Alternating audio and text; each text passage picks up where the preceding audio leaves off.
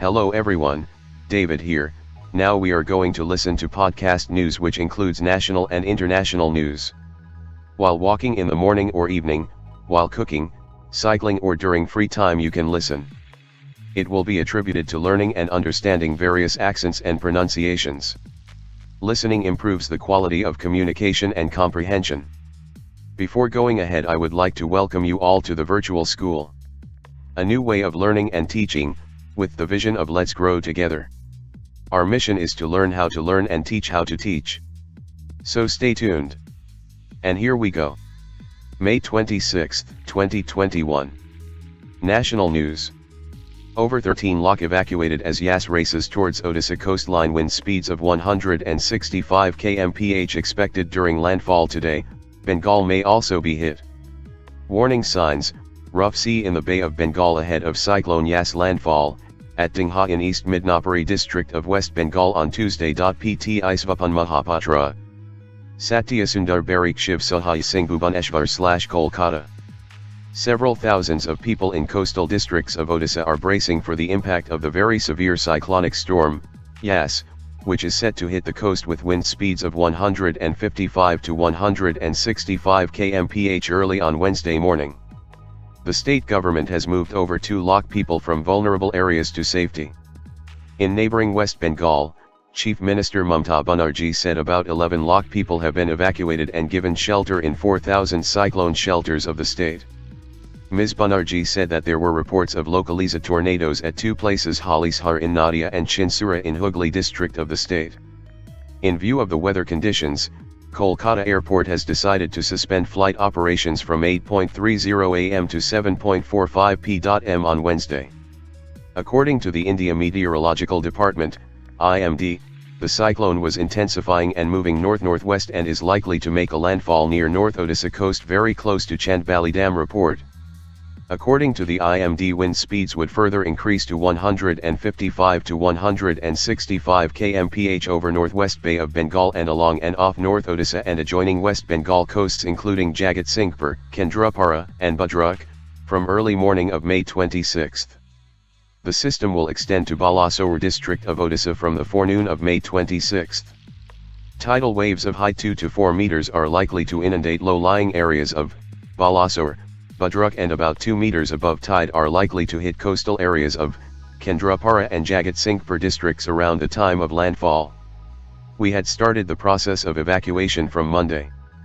As of now, more than 2.5 lakh people have been evacuated and the process is going on, said Pradeep Kumar Jena, Odisha's Special Relief Commissioner, addressing a press conference here. The government said it was prepared for landfall near Bhidarakanika, Damra, and Chandbali. It has also brought new areas such as parts of Denkanal, Ungul, and Sundargarh districts under disaster management operations along with Balasore, Bhadrak, Kendrapara, Jagatsinghpur, Mayurbhanj, Kianyahar and Jajpur. Resume dialogue with agitating farmers, Huda. Leader of the opposition in the Haryana Assembly Bhupinder Singh Huda has urged the centre and the state government to resume dialogue with farmers who have been agitating against the new farm laws. He said the Samay Unite Kisan Morcha has tried to break the deadlock and sent a proposal to the government for talks. Subodh Kumar Jaiswal is the new CBI director.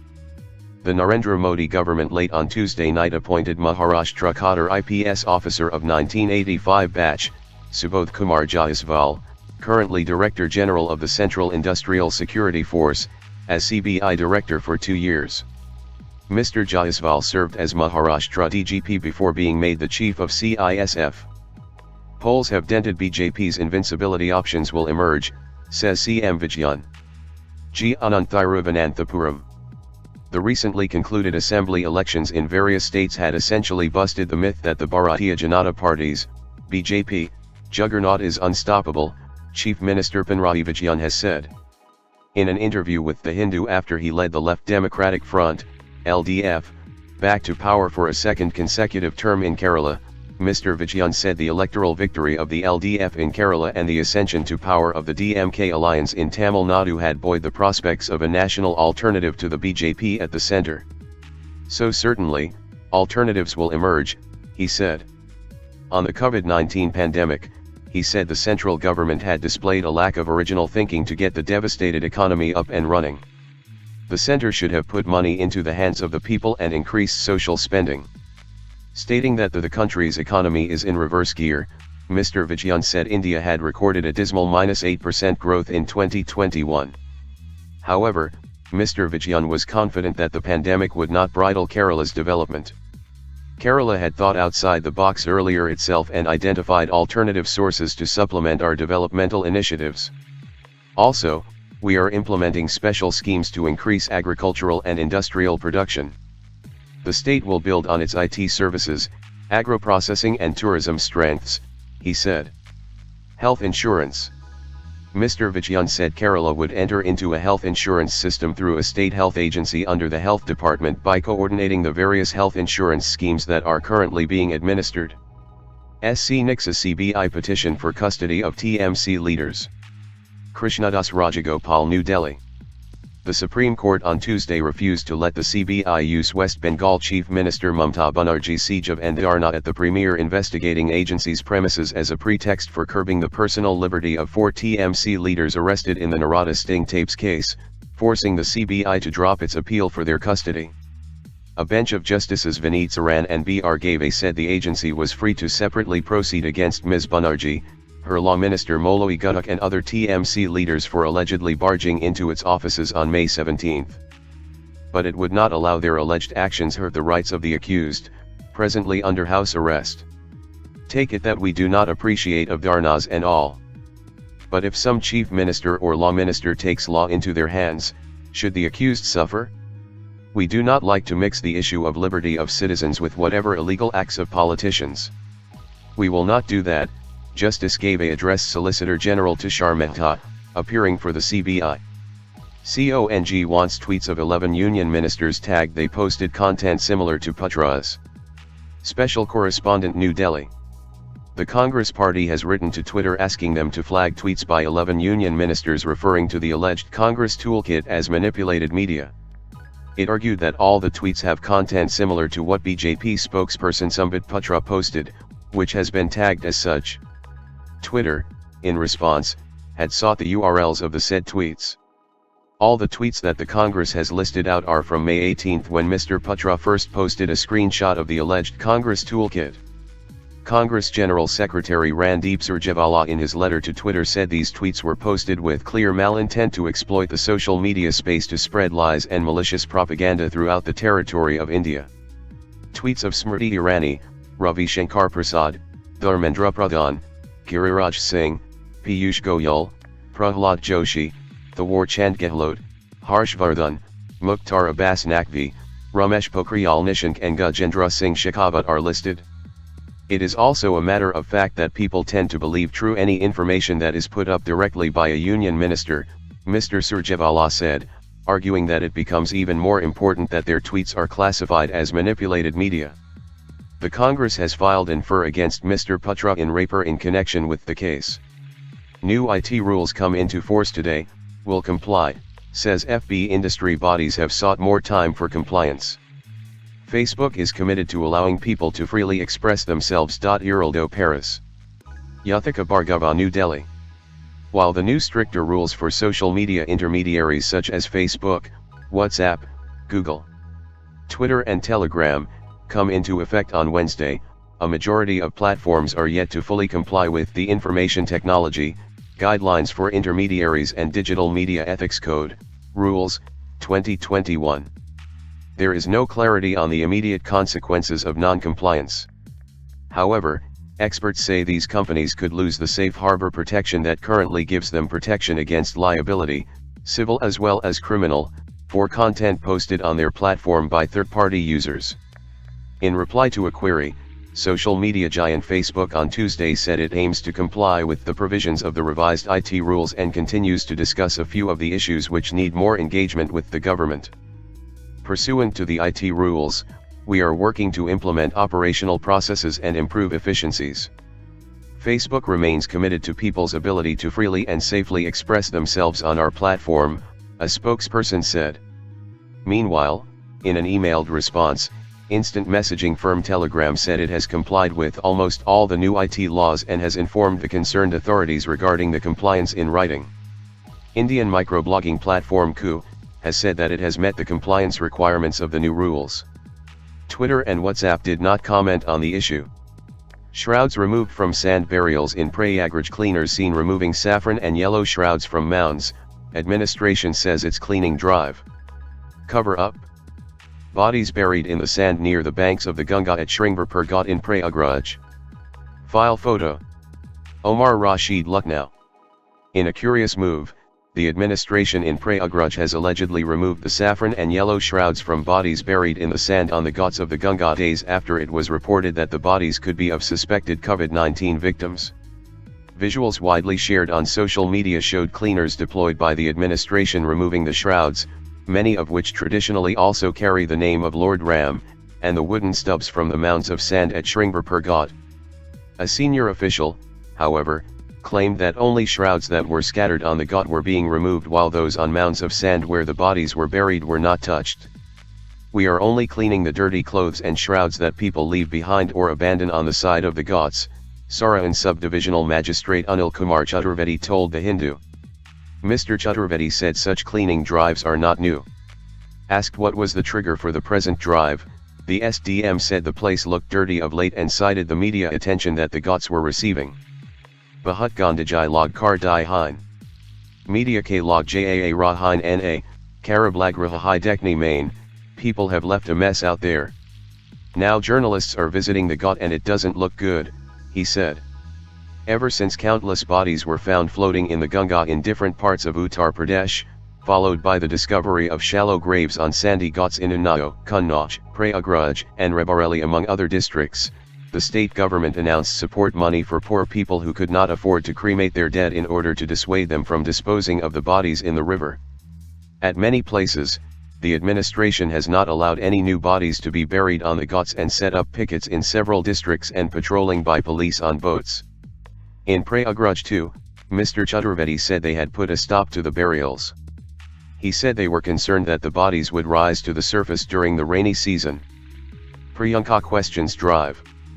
Congress General Secretary Priyanka Gandhi Vajra tweeted a video showing some men removing the shrouds from bodies on a ghat.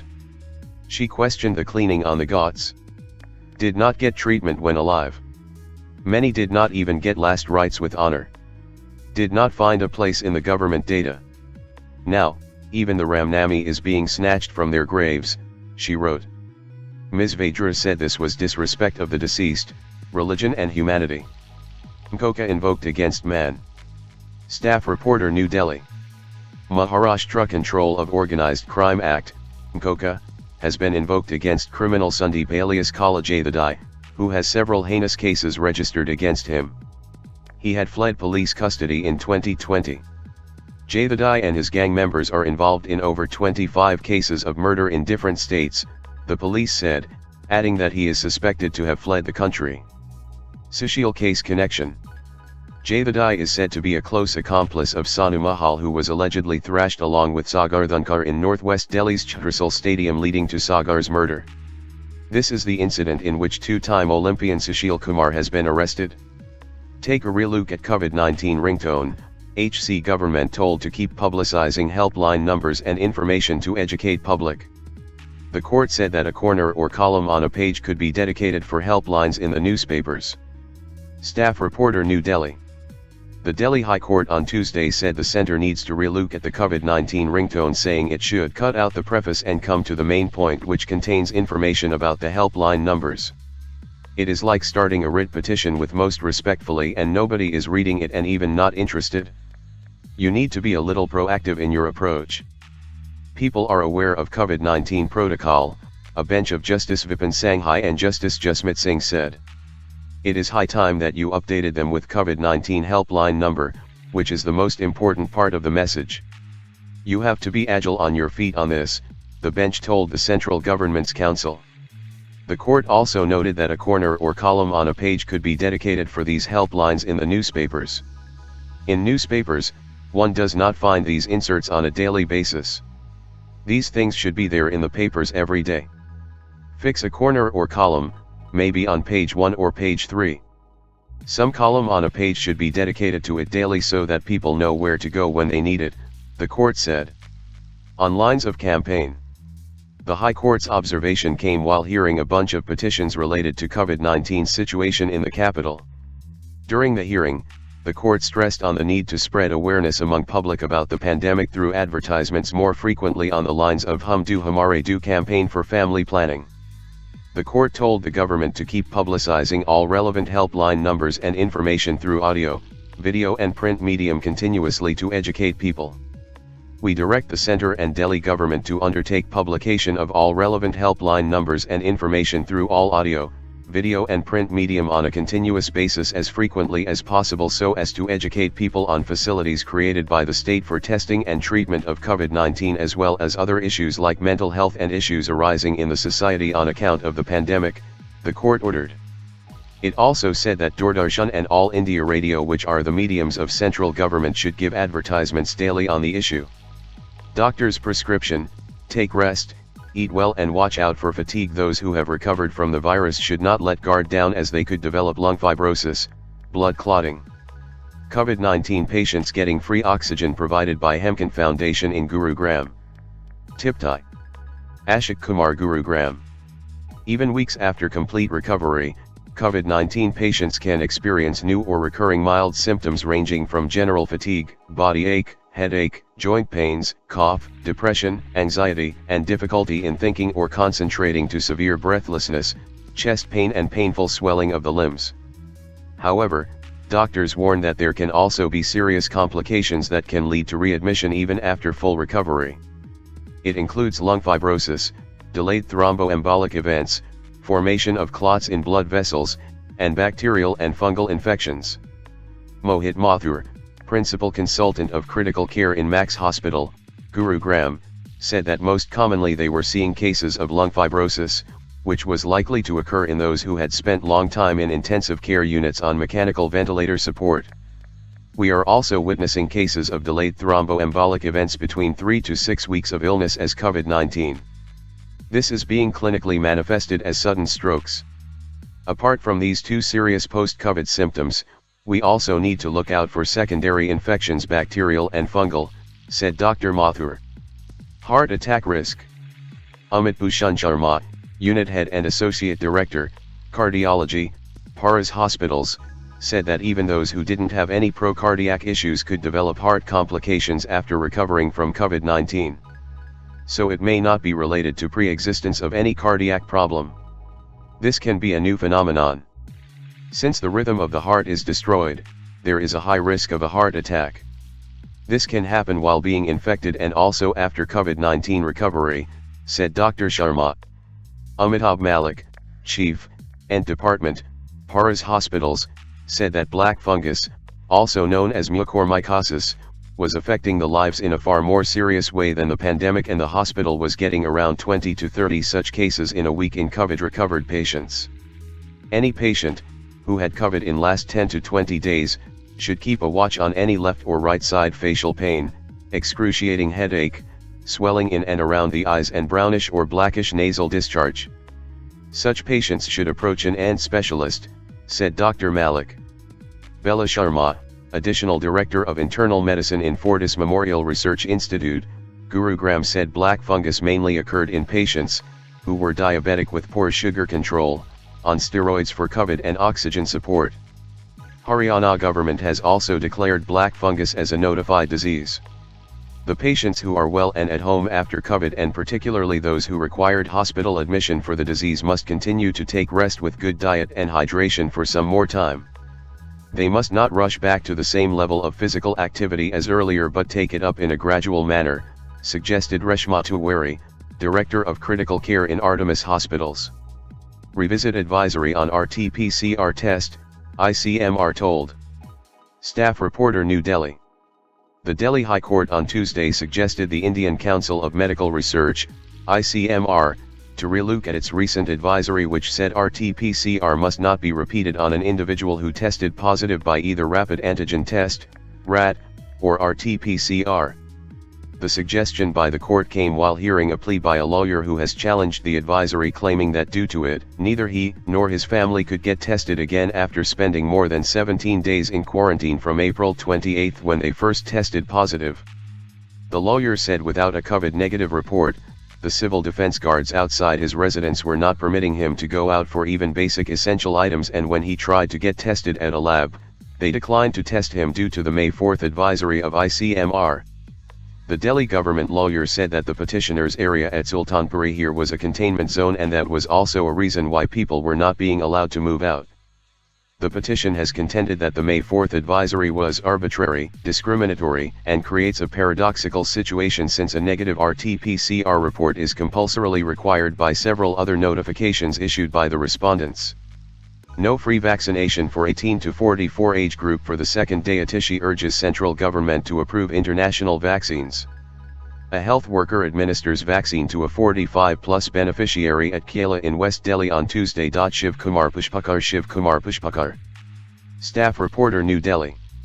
There was no free vaccination for the 18 to 44 age group in Delhi government schools for the second consecutive day on Tuesday, said AAP leader Atishi. She said the only way for youth to get vaccinated is by paying heavy prices in private hospitals. Today is the second day for vaccination of youth to have temporarily stopped in Delhi. From today, Covaxin for 45 plus is also absolutely finished. This is extremely saddening and worrisome for the people of Delhi, especially the youth. The only vaccination happening for the youth is in private hospitals at unreasonably high rates. One dose of Covishield costs around 900 to 950 Indian rupees in private hospitals, while Covaxin costs Indian rupee 1200 Indian rupee 1300, Ms. Atishi said. Also, according to the Delhi government bulletin, there is no stock of Covaxin left for vaccinating people of 45 years and above, healthcare, and frontline workers. On this, Ms. Atishi said, if the gap between the first and second one increases, the first dose too becomes ineffective. Shortage of vaccines is a matter of grave concern. The AAP leader said the center must approve vaccines in the international market at the earliest, the import does on a large scale, and also allow an increase in the manufacturing capacity of Indian vaccines as well. Humble appeal to the center to approve vaccines like Pfizer, Moderna, and Johnson & Johnson, and vaccinate the people of India, including Delhi, as soon as possible, she added. Government forcing people to take jabs in private hospitals. Special correspondent, New Delhi. The Delhi Congress on Tuesday said that it was ironic that the Arvind Kejriwal government was making preparations to combat the next wave of the COVID-19 pandemic, without addressing the present vaccination crisis. Due to severe vaccine shortage, a majority of Delhiites are either waiting for their second jab or for the first, as the Arvind Kejriwal government continues to indulge in shadow boxing with the Modi government on vaccine purchases, Delhi Congress chief Ch. Anil Kumar said. He alleged that the Delhi government was deliberately creating a situation to force people to get COVID vaccination in private hospitals for a higher price, in collusion with the private hospital cartels. Mr. Kumar repeated his demand that all Delhiites should be given free vaccination, as people have been severely impacted by pandemic, with financial stress and strain. He added that the government should also explain why the poor people are being driven to private hospitals for vaccination, and asked the government to bear the expenses of vaccination for the poor. Assam extends curfew as infection rate spikes. No movement time stretched to 15 hours. Assam BJP chief Ranjit Kumar Das spraying sanitizer on a vehicle in Guwahati on Tuesday. PTI. Special correspondent, Guwahati. The Assam government on Tuesday extended the COVID-19 curfew from May 31 to June 5 in view of the jump in the infection rate over the last 48 hours. Chief Secretary Jishnu Barua said the no-movement duration in the urban and semi-urban areas will continue to be of 17 hours from 12 noon to 5 a.m., with traders required to shut shop by 11 a.m. The curfew timing in the rural areas has been stretched from 11 to 15 hours with immediate effect. Accordingly, shops and commercial establishments there will have to shut down by 1 p.m. for people to be prepared to stay indoors from 2 p.m. to 5 a.m. The earlier restriction was from 6 p.m. to 5 a.m. The order cites the usual exemptions for certain categories of people such as frontline and health workers and vehicles carrying essential commodities. Active cases. Data provided by the Health and Family Welfare Department showed daily active cases had dipped from 5,980 on May 22 to 3,563 the following day. But 6,221 cases were detected on Monday, taking the active case load to 52,649 with the positivity rate being 5.16%. Assam on Monday recorded 84 COVID-related deaths, up from 72 on Sunday. Bay of Bengal, fomenting Yas, hotter than normal for season northern part of the sea experiencing temperatures up to 32 degrees Celsius, says scientist. Keeping vigil, police patrolling the Chandipur beach in Odisha as cyclone Yas draws closer to the coast. Bisvaranjan route. Special correspondent New Delhi. Climate scientists say the Bay of Bengal, where cyclone Yas has formed, is at least 2 degrees warmer than what is normal for this time of the year. The North Bay of Bengal is exceptionally warm with temperatures up to 32 degrees Celsius. Distance to landfall is short, preventing it from drawing that energy and intensifying into an extremely severe cyclone, Roxy Kaul, climate scientist at the Indian Institute of Tropical Meteorology, Pune, said on Twitter. Generally, cyclones in the Bay of Bengal are ferocious and cause significant devastation. Amphan was a super cyclone that ravaged West Bengal in March last year. It was the strongest storm that hit India's eastern coast since the super cyclone of 1999, that struck Paradip, Odisha. Before Amphan, Fani in 2019 also hit Odisha, causing immense damage that lasted weeks. Cyclones in the Bay of Bengal are not unexpected in May and result from increased ocean surface temperatures. The formation of storms in this period are favorable for drawing in the monsoon into the Andamans and subsequently to the Kerala coast. Researchers have pointed to trends that suggest a relative decrease in the number of cyclones in the Bay of Bengal and a rise in the Arabian Sea. About 60% of the cyclones that form in these seas make landfall in India, causing damage and devastation, according to data from the Earth Sciences Ministry. First warning. The India Meteorological Department, IMD, first warned on May 19 the likelihood of the formation of Yas, even as Tauktai was still to completely abate after landfall over Gujarat. The maximum wind speeds from Yas, a name furnished by Oman's meteorological agency, are expected to touch 125 kmph, lower than recorded from Tauktai, which landed at the Gujarat coast earlier this month, and was categorized as an extremely severe cyclone, which is only one category lower than the highest super cyclone grading on the weather agency's cyclone grading scale. Yas is expected to heighten into a very severe cyclone by Tuesday noon and make landfall between the Odisha and West Bengal coasts by Wednesday morning. It is very likely to cross North Odisha West Bengal coasts between Paradip and Sagar Island around Balasore, Odisha, during noon of May 26 as a very severe cyclonic storm, said an IMD statement on Monday. With the advent of the storm, rains and gale force winds are expected in northern Andhra Pradesh, Odisha, West Bengal, Sikkim.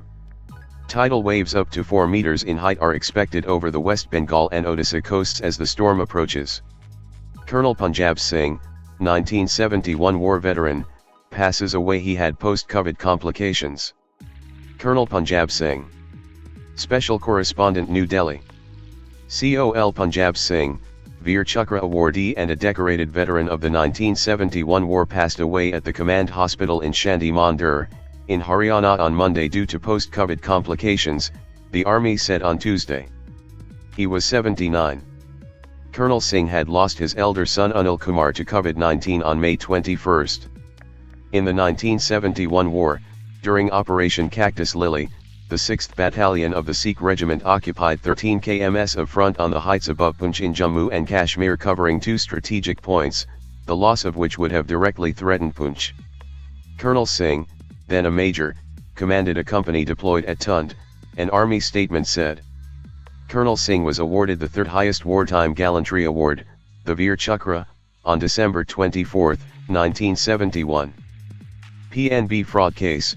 Mehul Choksai goes missing. The fugitive can be detained in any of the Interpol member countries and deported to India. Mehul Choksai. Special CORRESPONDENT New Delhi. Mehul Choksai, alleged mastermind of the Indian rupee 13578 crore Punjab National Bank fraud case, who is said to have gone missing in Antigua where he has been facing extradition proceedings, already has an Interpol red notice pending against him. Therefore, he can be detained in any of the Interpol member countries and deported to India.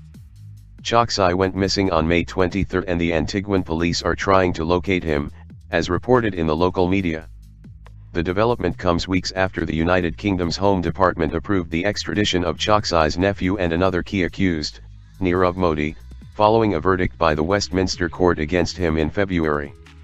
CBI request. It was on the CBI's request that the Interpol had issued the red notice against Choksai in December 2018. He had fled India along with other key accused persons in January 2018, days before the CBI registered cases against them for cheating the bank through fraudulently issued letters of undertaking in favor of their companies. It later turned out that Choksai had taken Antiguan citizenship by registration in November 2017. In a statement to the Antiguan media, the fugitive diamond merchant had then claimed that he took the citizenship to expand his business interest in the Caribbean and to get visa-free travel access to about 130 countries. Now, an Antiguan passport holder can travel to as many as 165 countries without getting any visa. Despite requests from the Indian agencies, the Antiguan authorities have not yet executed the Interpol red notice against Choksai. Having lost the first round of legal battle in the UK, Nirav Modi has now approached the High Court there seeking permission to contest the decisions of the Home Department and the Westminster Court. Given that he has not been granted bail even once, after he was arrested in London on March 19, 2019, Indian agencies are hopeful that his plea would also be dismissed to facilitate his early extradition for facing trial in India. We have also been pursuing the case against Choksai diligently. In view of the reports about him having gone missing, we may request the Antiguan authorities for an update on his whereabouts, said a government official. In the recent past, the Indian agencies have been able to bring two key accused persons in the Augusta Westland case from the United Arab Emirates, UAE, Christian Michel and Rajiv Saxena. Lobbyist Deepak Tulvar was also brought from the UAE in connection with another case. Plane wetting, DGCA must take action, say experts. Not right to make pilots and cabin crew scapegoats. Flight plan, SpiceJet said that clients who took the chartered trip were briefed on COVID-19 protocols. File photo. Special Correspondent, New Delhi. The DGCA, Directorate General of Civil Aviation, must punish SpiceJet for the mid-air wetting on Sunday over Madurai instead of making the pilots and cabin crew, who were only following the instructions given to them by their airline, scapegoats, say aviation safety experts. The wedding party on board SpiceJet's plane could not have been organized without the full knowledge of the company.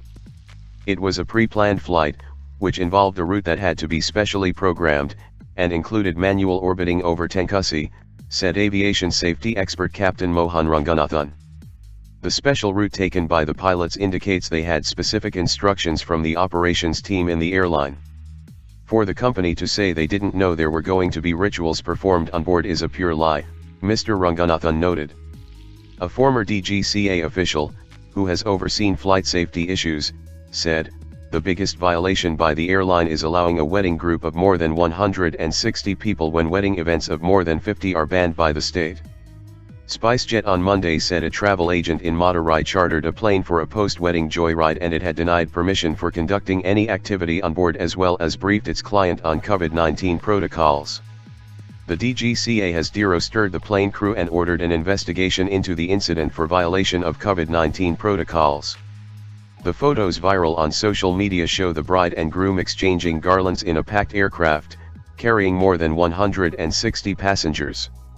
However, none of the passengers can be seen wearing face visors and PPE suits, which are mandatory for passengers occupying the middle seats. The ex-DGCA official said, "The DGCA has repeatedly warned airlines that passengers violating COVID-19 protocols must be offloaded and put on no-fly list. If neither the cabin crew nor pilots took action against the passengers, there is a need to probe whether they had special instructions to look the other way.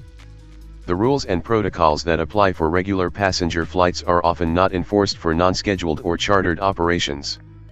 There are many loopholes. It is likely that the airline will be let off without any penalty under the same excuse," the former DGCA official observed. CJI made statement of law at CBI panel. It was not a comment on professional prowess of those who are left out of contention. Krishnadas Rajagopal, New Delhi. Chief Justice of India N. V. Ramana's opinion in the high-level committee to avoid officers with less than 6 months left to retire for appointment as CBI director is a simple statement of law. It was not a comment on the professional prowess of those who now find themselves outside the zone of consideration. 2 senior IPS officers, Y.C. Modi and Rakesh Asthana, went out of contention for the post. Mr. Modi retires in May. Mr. Asthana in July. The CJI was clear during the meeting chaired by the Prime Minister and attended by Adhir Ranjan Chowdhury, leader of largest opposition party, on Monday that the committee's selection of officers should be able to withstand the scrutiny of law in the future. For this, officers with a few days left in service should not be considered. In this context, 10 of the senior-most officers of the 1984 batch, scheduled to retire soon, were not considered. The 6-month minimum residual tenure rule was introduced by the Supreme Court in a March 13, 2019 order. Though the order in the Prakash Singh case pertained to the appointment of DGPs, it was extended to CBI Director too. The order, pronounced by a 3-judge bench led by then Chief Justice Ranjan Gogoi, had clarified that the recommendation for appointment to the post of Director General of Police by the Union Public Service Commission and preparation of panel should be purely on the basis of merit from officers who have a minimum residual tenure of 6 months, that is, officers who have at least 6 months of service prior to retirement. The Apex Court had indicated the possibility that officers with only a few days of service may be in an insecure state of mind. In the Prakash Singh case, the Supreme Court had stressed the point that appointment of DGPs should be purely on the basis of merit and to insulate the office from all kinds of influences and pressures. As on date, the CBI has jurisdiction to investigate offences pertaining to 69 central laws, 18 state acts and 231 offences in the IPC. The director is to hold the post for not less than 2 years as held by the Vineet Narain judgment of 1998. He/she may not be transferred except with the previous consent of the high-level committee. The CJI had also studied a Supreme Court judgment, Union of India vs. Dinkar, reported in 2004, in the context of the appointment process. In this, the Apex Court had held that ordinarily IPS officers of the senior-most 4 batches in service on the date of retirement of CBI Director, irrespective of their empanelment, shall be eligible for consideration for appointment to the post of CBI Director. Mucormycosis, avoid damp, dusty places. It is affecting COVID-19 patients who are given steroids or those with uncontrolled diabetes, experts. Medical care, a view of a ward with patients infected with mucormycosis at a hospital in Ahmedabad. AFP. Bindushajan Paropadan, New Delhi. It takes around 4 weeks for the effect of steroids administered to COVID-19 patients to wear off, and it is important to keep oneself protected during this time. Patients, especially those in the high-risk category for mucormycosis, should avoid visiting damp and dusty places for a few weeks post-recovery. Arun Sharma, Director, National Institute for Implementation Research on Non-Communicable Diseases, NIRN, Jodhpur, and a community medicine expert, told The Hindu. He said if it is unavoidable, they are strongly advised to wear a 3-ply mask and gloves and fully cover legs and arms. It is vital to keep COVID-19 patients' oxygen mask and cannula sterile to prevent mucormycosis. It is necessary to keep a regular check on water used in oxygenation for any possible contamination. Mucormycosis, black fungus infection, is caused by a group of molds known as mucormycetes, which are present in the air, water, and moist surfaces, in damp places. It appears as black spots in the nasal cavity, mouth, and throat. A healthy person's immunity does not allow it to cause infection. However, it can cause severe infection in an immunocompromised person. The central government on Tuesday allocated an additional 19,420 vials of amphotericin B to all state/UTs and central institutions. Dr. Sharma said doctors should guide a COVID-19 patient about how to look for its early signs. At the hospitals, doctors and nurses should check for the symptoms in patients being treated with steroids or other immunosuppressive agents, he said. On why so many patients are getting affected, Dr. Sharma said mucormycosis is generally affecting COVID-19 patients who are prescribed steroids or those who have uncontrolled diabetes. Those steroids are an effective treatment for some patients who develop severe inflammatory response. But they should always be given under medical supervision. If given too early, too much, and for too long, they can make one susceptible to catching secondary bacterial or fungal infections, he said. Doctors say amphotericin B is not a commonly used antifungal drug, and with a low safety profile it's used for very severe, life-threatening fungal infection or for mucormycosis, for which cases were low previously. Vikramjit Singh, Senior Consultant, Department of Internal Medicine, Akash Healthcare, Delhi, said, now due to COVID infection and some other factors, the incidence of mucormycosis has increased and we have started using amphotericin B in these cases. For post-COVID mucormycosis, this is the only drug which can be given. Due to the shortage of the drug, it is the patients of mucormycosis who are suffering. But the situation is improving and we are hopeful that patient survival rate will be good, he said. Thank you. International news. EU-based carriers to shun Belarus airspace. A video confession of the detained scribe released, EU orders to ban Belarusian planes from its skies. Belarus police detaining Roman Pratasevic, center, in Minsk, in this file photo. AP Sergei Grits. Reuters Kiev/Vilnius. Airlines shunned Belarus's airspace on Tuesday and Belarusian planes could soon be banned from Europe, potentially isolating the landlocked country apart from its border with Russia after it forced down a jetliner and arrested a dissident journalist. A video released overnight showed 26-year-old Roman Pratasevic confessing to having organized anti-government demonstrations. On Sunday, he was pulled off the passenger plane that was forced to land in the Belarusian capital Minsk. Pratasevic tortured. British Prime Minister Boris Johnson said the video made for distressing viewing, and exiled opposition leader Sviatlana Tsikhanouskaya said that the video left no doubt that Mr. Pratasevic had been tortured. He said that he was treated lawfully, but he's clearly beaten and under pressure. There is no doubt that he was tortured. He was taken hostage, she told a news conference in the Lithuanian capital Vilnius. Belarus has not commented on the torture allegation but has consistently denied abusing detainees. Mr. Pratasevic and a 23-year-old student traveling with him were arrested after their Ryanair flight was escorted by a Belarusian warplane while flying from Greece to Lithuania.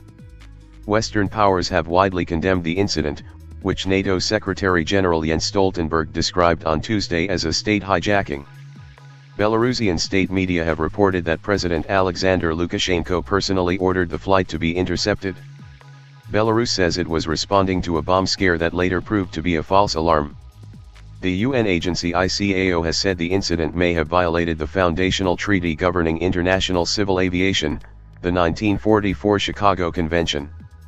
At least 3 other people disembarked the flight in Minsk, assumed by Western countries to have been spies who had helped coordinate an operation to capture Pratasevic.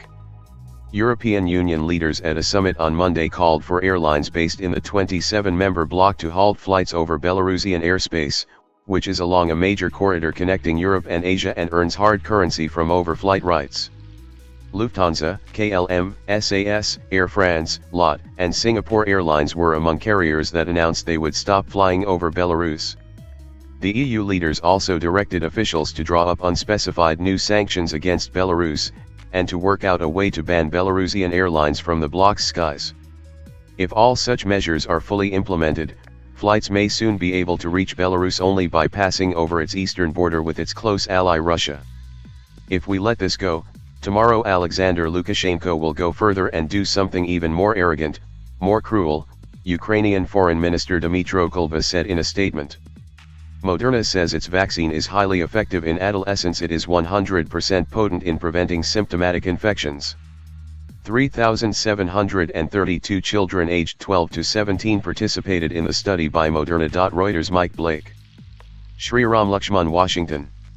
The possibility of children returning to normal life in the U.S. became stronger on Tuesday with vaccine manufacturer Moderna announcing that its COVID-19 vaccine mRNA-1273 is 100% effective in preventing symptomatic infections in 12 to 17-year-olds after 2 doses. The company said that it would approach the Food and Drug Administration, FDA, to extend the use of its vaccine to this age group, in early June. 2/3 of 3,732 individuals aged 12 to 17 received 2 doses of the vaccine in Moderna's latest clinical study. None of them developed serious COVID-19, equivalent to 100% efficacy, while 4 developed COVID-19 in the placebo group, the company said.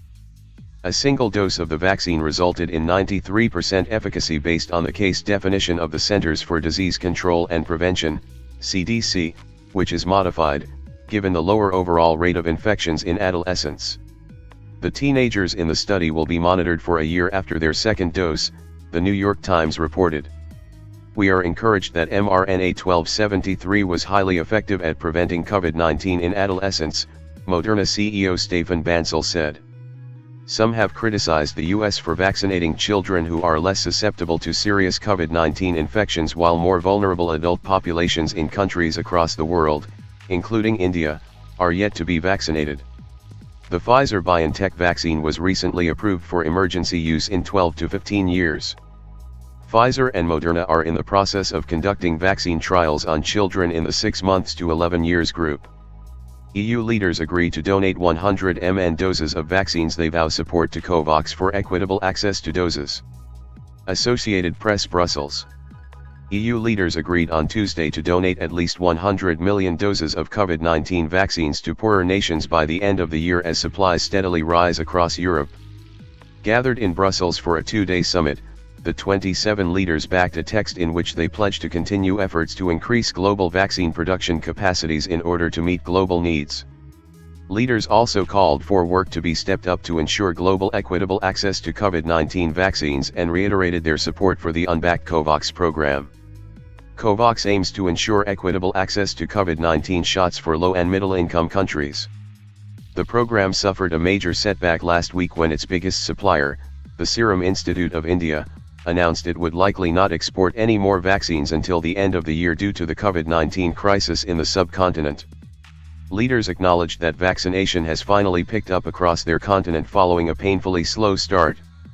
European Commission President Ursula von der Leyen presented data to the leaders suggesting that 300 million doses will have been delivered in the region by the end of May, with about 46% of the adult population in the bloc of 450 million getting at least a first dose of vaccine. But as vaccination campaigns continue to progress in the Western world, poorer countries are struggling to acquire supplies.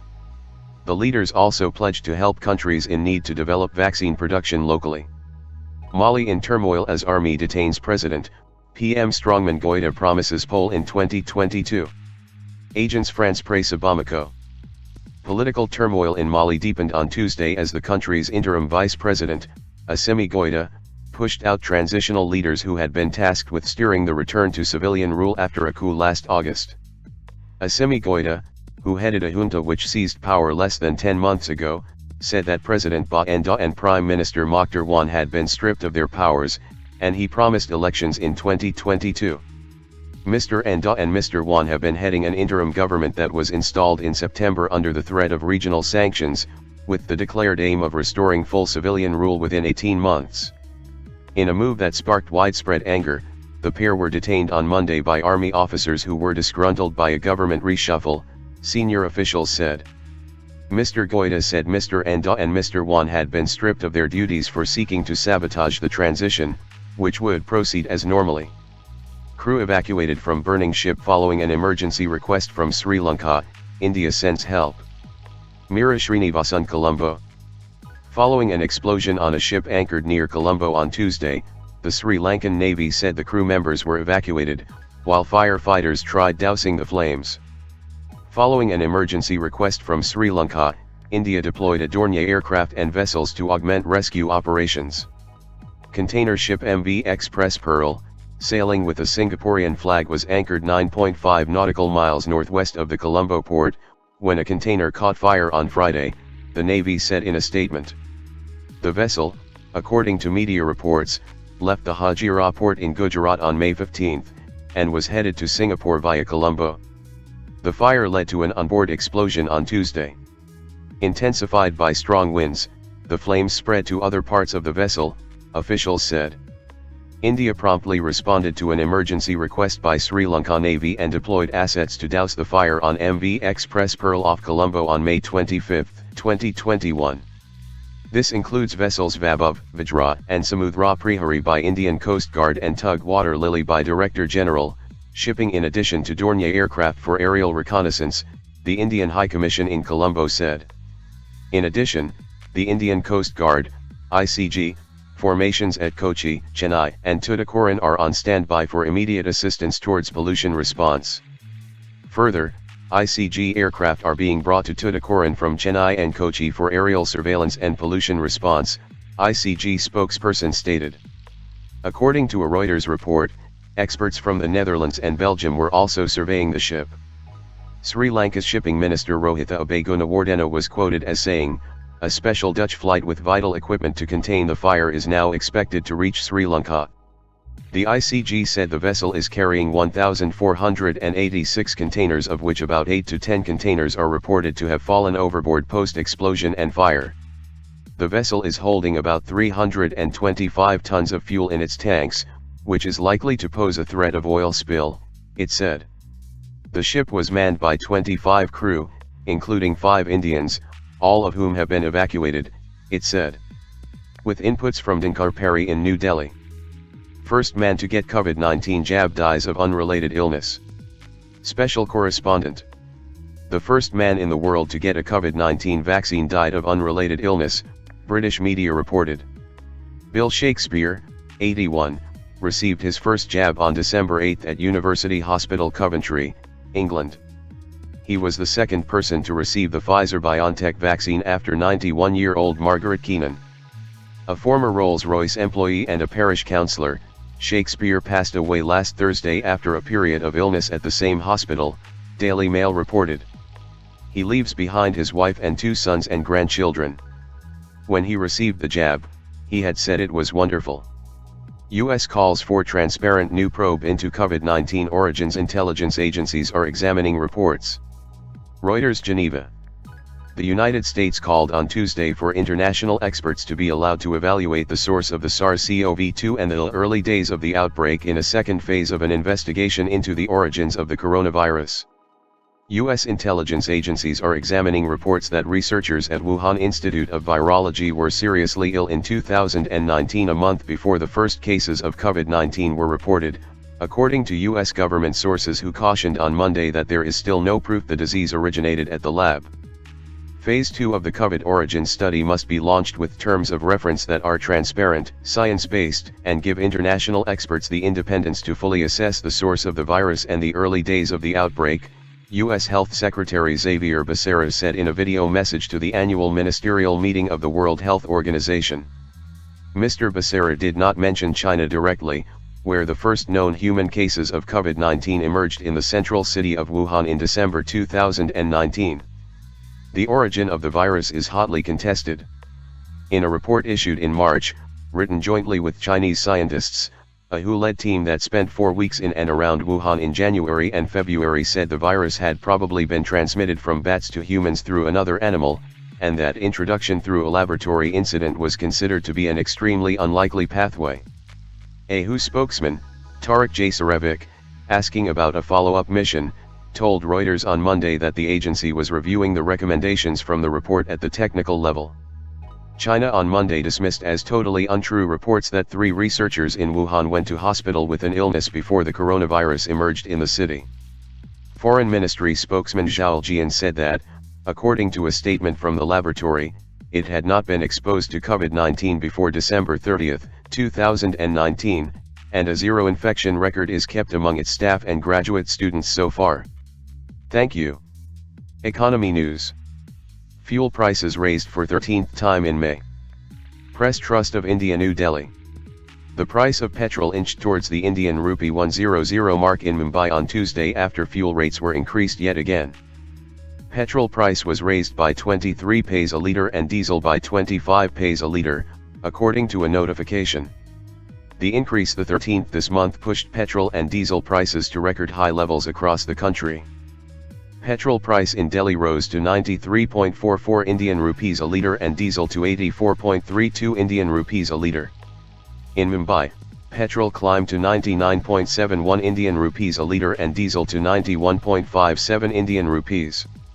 Rates had already crossed the Indian rupee 100 mark in several cities in Rajasthan, Madhya Pradesh, and Maharashtra, and with the latest increase, the price in Mumbai, too, inched towards that level. GDP likely grew by 1.3% in Q4 FY21, SBI Research Group sees FI contraction at 7.3%. Press Trust of India Mumbai.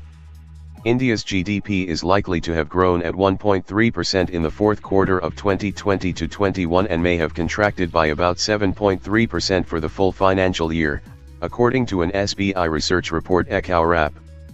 The National Statistical Office, NSO, will release the GDP estimates for the March 2021 quarter and provisional annual estimates for the year 2020-21 on May 31st. Based on our no-casting model, the forecasted GDP growth for Q4 would be around 1.3%, with downward bias, the lender's economics research team said in the report. We now expect GDP decline for the full year, FY 2020-21, to be around 7.3%, compared to our earlier prediction of -7.4%, the research team said. State Bank of India, SBI, has developed a no-casting model with 41 high-frequency indicators associated with industry activity, service activity, and global economy in collaboration with State Bank Institute of Leadership, SBIL, Kolkata. The economics research team said that going by the estimate of 1.3% GDP growth, India would still be the fifth fastest growing country among 25 nations that have released their GDP numbers so far.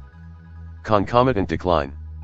It said one likely consequence of any upward revision in FY21 estimates is a concomitant decline in FY22 GDP estimates. Our estimates now indicate that there might be nominal GDP loss of up to 6 Indian rupees lakh crore during Q1 FY22 as compared to loss of 11 Indian rupees lakh crore in Q1 FY21, it said. Real GDP loss would be in the range of Indian rupee 4.5 lakh crore and, hence, real GDP growth would be in the range of 10 to 15%, as against RBI forecast of 26.2%, the researchers said. The researchers further said both deposits and credit of all the banks declined in April and May. However, the trend in deposits had changed from FY21. Deposits had increased by a staggering 2.8 Indian rupees lakh crore in 2020-21, and in the current financial year, it has already increased by 1 Indian rupee lakh crore till May 7. Household stress. The interesting point to note is that deposits have shown alternate periods of expansion and contraction in FY22 in the first 3 fortnights, it said. According to the SBI research team, it is possible that such expansion, followed by contraction, could indicate household stress as people getting salary credits in the first fortnight are withdrawing it in the second fortnight for health expenses. They are also stocking up currency on a precautionary motive and given an uncertain scenario, and the trend continues. SEBI to appoint forensic auditors for listed firms. Regulators move to curb frauds. Press Trust of India New Delhi. Markets regulator SEBI is looking to appoint auditors for conducting forensic audits of financial statements of listed companies as part of efforts to curb frauds. In recent months, SEBI has ordered forensic audits of certain companies. The Securities and Exchange Board of India, SEBI, has invited applications from eligible chartered accountant firms for empanelment to take up assignments relating to forensic audit of financial statements of listed companies. Application shall not be considered where disciplinary action or proceedings have been initiated against the applicant, its partners, or directors, by any regulatory body or court of law, SEBI noted. In October 2020, SEBI asked listed firms to disclose about the initiation of forensic audit to stock exchanges to address gaps in the availability of information. Hunad for Covaxin likely in July-Sept. Special Correspondent Hyderabad. Bharat Biotech expects to receive regulatory approvals from the World Health Organization, WHO, for Covaxin in the July-September quarter. It had already submitted an application to the WHO seeking emergency use listing for the vaccine, the company said on Tuesday. Regulatory approvals for the vaccine are in process in more than 60 countries, the firm said. Emergency use authorizations were obtained in 13 countries with more set to follow.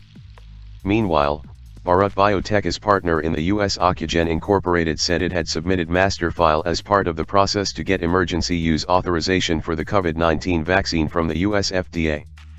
IBM betting big on hybrid cloud critical workloads yet to shift to the platform, says India MD. Yuthika Bhargava, New Delhi. With almost 75% of enterprise workloads yet to shift to the cloud, IBM is betting on hybrid cloud, which represents a $1 trillion market opportunity globally, to drive digital transformation for clients. Cloud has been there for a long time, but globally, only about 25% of enterprise workloads have actually moved to it and 75% are still to move, said Sandeep Patel, MD, IBM India. Interestingly, those 75% are more critical workloads. We are reshaping our future as a hybrid cloud platform and an AI company. We are going to be leaders in that space, and I think we have all the ingredients, he said. Mr. Patel said that the company estimated hybrid cloud to be a $1 trillion market globally. The journey to hybrid cloud was intensifying for enterprises in India, he added. He pointed out that according to a recent IBM CEO study, almost 6 out of 10 CEOs in India expected cloud computing to deliver results in the next 2 to 3 years. We are seeing a direct impact of this as we continue to grow our hybrid cloud business. I always say that IBM India is a microcosm of the IBM Corporation, and we sort of continue to see some of those global trends reflect here as well, he said. Talking about the Indian market, he said India was one of the largest concentrations of employee population for IBM. In India, we have our software labs, hybrid labs, which actually serve as global missions. Also, a lot of our design centers are based in India, research labs are based in India, a lot of the product announcements that you find, those actually come out of India, Mr. Patel said. This gives you an indication of what India is relative to the importance within the IBM ecosystem, he added. IBM is currently working with close to 1,000 clients in India on their digital transformation journey. Thank you. Thank you so much for watching this video as podcast. Do like, share and comment. Press the subscribe button and hit the bell icon to get new notifications. Thank you. Take care and stay safe. God bless you all. Jai Ma Bharti.